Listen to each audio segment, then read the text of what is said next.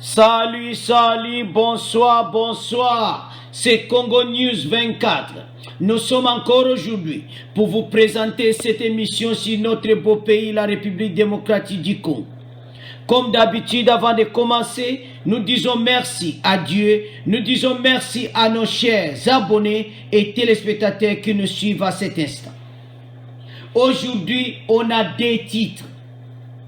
Le premier titre, c'est la première session plénière de sénateurs au Palais du Peuple et la validation des mandats des sénateurs.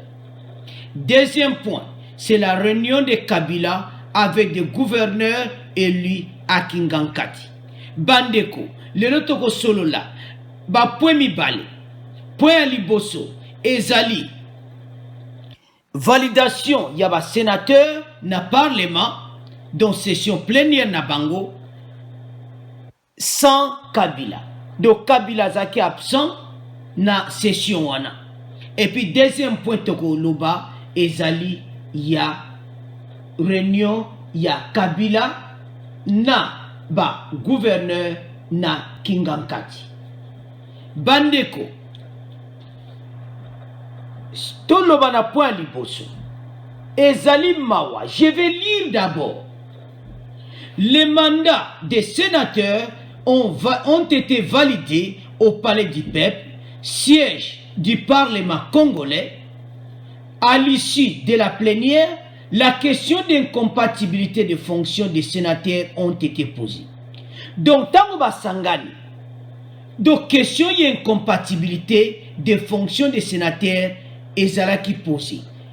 Kabila ezalaki absent parce que tout temps que la bine yango loi parce que base incompatibilité la kisi que mutako zala jamais na deux fonctions en tant que sénateur.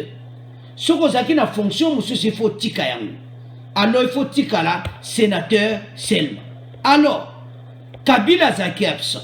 Alors tout temps que la bine loi parce que zaki débat dans Sénat donc koti mobulu ba sénateur musu bazo côté là Kabila. Parce que Kabila ba kolongole na Sénat na ba loi oyo. Bolanda bandiko.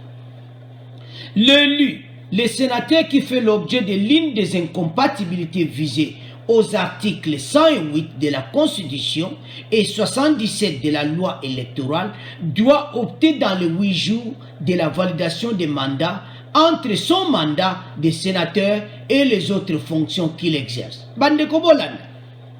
Balobi clair qu'il faut dans les 8 jours il y a validation, il faut zalawana. Donc, au Pona, soit que nous tika la sénateur, ou bien au tika la moussano moussou, au sa misalami balete na sénateur. Et puis, sénateur n'y aussi pas à la présent. Alors, Kabila zaki absent. Bade komolan. Si ko présent y assemblée à le Bibo. Le président du bureau provisoire du Sénat, Léon Mamboleo, invite donc les concernés de se conformer à la loi. Alors, président ya Sénat Télémi à lobby, Moutunions au Azam, sénateur ou à monanité, il faut à monana. Ce qui a monanité, Moutunions il faut se conformer à la loi. Aux à la nani, aux à la Kabila, aux à la nani, il faut se conformer à la loi. Bande Kobolanda. Au cours de la plénière, le sénateur Oulungu a demandé le sort du sénateur Joseph Kabila, absent au moment de la validation des pouvoirs. Bande Kobolanda.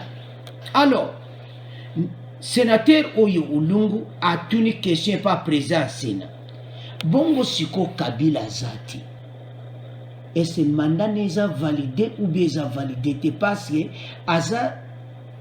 il faut à la présent, il faut valider le mandat. Si vous voulez un défenseur,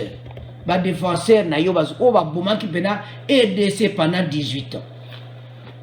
Au cours de la plénière, tant qu'il y a une question, en réponse, Évariste Bouchard a expliqué que l'ancien président de la République est sénateur à vie conformément à la Constitution. Bouchard, où est-ce que le gouvernement a Kabila? toyebi ete aza sénateur à vie toyebi mais loi elobi ete il faut azala présent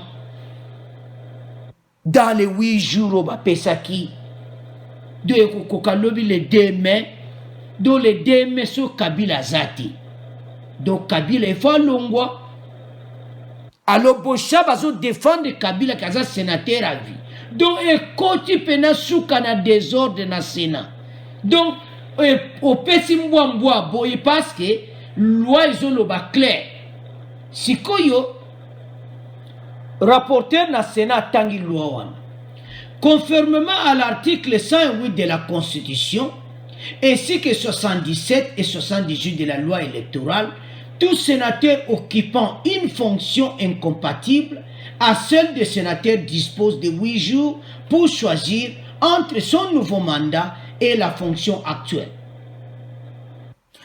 Alors, la prochaine plénière est prévue pour jeudi 2 mai de lobby. Lobby session, il y a lobby et portera sur l'élaboration des règlements d'ordre intérieur. Donc, Kabila ce qui lobby à monanité. Donc, Kabila cause à la suna sénati. Ce qui me béque quoi, Kabila il fait zala. Alors, question côté Moboulou, Babosha babani ko défendre Kabila, donc babani ko défendre, mais en tout cas, félicitations à nouveau président ya Sénat, Léon Mambolé. Alobi boy, alobi clair. Le président du bureau provisoire du Sénat, Léon Mambolé, dit ceci. Les concernés, il invite donc les concernés de se conformer à la loi. Donc, Ezala Kabila, Ezala Nan, il faut se conformer à la loi. Puis la constitution. Alors, Yangwane Kote Moboula, vous les commentez, Kabila le quoi à Moanité. À Longwana. Sénat, Balongolaye. Alors, qu'est-ce qu'on a deuxième point? Il y a beaucoup de Sénat, mais là, il y a monnaie important. Il y a Kobeng, c'est le gouverneur Elina Kingankati. Bon, là, Kabila, pendant son mona RDC, et Zalé Yazaki président. Azo va te ma campagne. Donc, Moutou, il faut venir à Longolaye. Moutou, à cause de soutenir la place, à cause de la soutenir. Bon, là, bandeko. A sanction ma gouverneur son hôtel ba on bande ko motana ba ona photo ana botana na photo ana Kabila lati ekotinaye na manette na ye donc zo pesanga passer ba très nde ba teleme ona bango nyonso ba pesi no ba mbongo Kabila pesi ba mbongo na kuna na nanga basali cop bino tubo bimba gouverneur bino ko bima gouverneur te nandenga yakoba to ko voter bato bazana parti ya Kabila te. Alors bande ko bolala Joseph Kabila a reçu ce mercredi 1er mai 2019 à Kingankati les anciens et les nouveaux gouverneurs élus membres du Front commun pour le Congo. Il a remercié le travail accompli. Donc Kabila ben si bango si bango abani kolobana bango qui a remercié bango donc ils ont mon boulot. Donc azako yebsa bango bami beko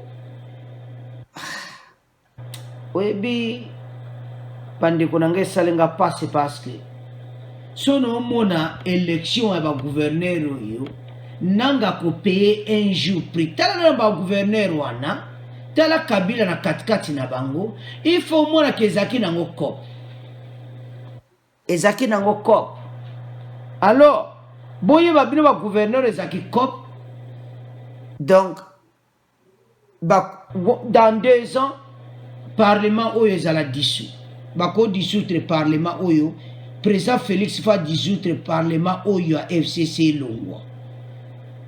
Donc, c'est vraiment important. Alors, à vous de commenter, Bandeko. Premier point, Kabila monanité, Balongolaye, na Sénat, passe à monanité, passe à la loi. Il faut ça la pouvoir valider. Alors, deuxième point, à Kingankati na gouverneur naye, est-ce que le gouverneur est qui cop ou bien pena va voter bango ya solo. Ils kobna nanga ou bien za pene ba voter bango asulu. À vous de commenter. Au revoir. À la prochaine.